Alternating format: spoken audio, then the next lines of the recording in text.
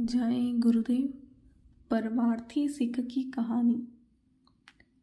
कर में कर्जे की अदायगी। किसी शहर में एक साहूकार और दूसरे शहर में एक मजदूर आदमी रहता था।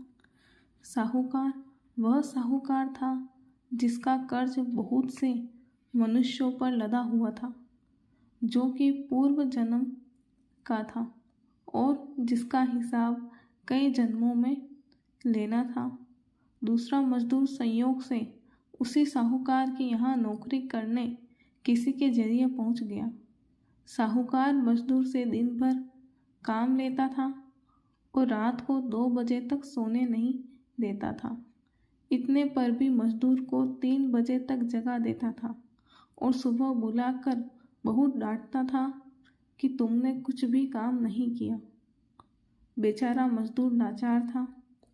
रोज सोचता कि कहाँ जाऊँ, हमारे लिए तो यही घर है। उसी समय एक महात्मा जी उसी मोहल्ले में आ पहुँचे और उनका सत्संग जारी हो गया। साहूकार अपनी हविस पूरी करने हेतु अशांत रहता था और मजदूर अपनी गरीबी से तबाह था। दोनों अपने अपने मर्ज में फंसे थे। सुना कि बहुत बड़े महात्मा हैं, हर मर्ज की दवा देते हैं। मजदूर अपनी गरीबी दूर कराने पहुंचा और साहूकार अपनी इच्छा लेकर पहुंचा कि हमें धन प्राप्त हो जाए। यह भाव लेकर महात्मा के पास दोनों पहुँचे।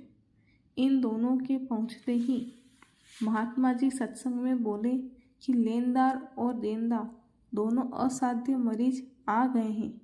महात्मा जी के सत्संग में लाखों की भीड़ थी। महात्मा जी ने साहूकार को सत्संग का हेड कैशियर बना दिया और कहा कि तुम अपनी मनमानी रुपया खर्च करो, तुमको पूरा अधिकार है। मजदूर से महात्मा जी ने कहा कि तुम हेड कैशियर के साथ रहना, जो वे कहें उसी को करना। साहूकार खर्चा पाकर और साथ साथ बहुत आदर मान सम्मान पाकर सोचने लगा कि यहाँ आकर मुझे मुफ्त में यह सब चीज़ें मिल गई और शांत हो गया। मजदूर सोचने लगा कि मैं अपने मालिक के साथ हूँ, हर प्रकार का मुझे आराम है। महात्मा जी ने सेवा कराकर उस साहूकार का धन अदा करा दिया और साहूकार ने जिन जिन लोगों को धन दिया था वह धन मान से प्राप्त कर लिया।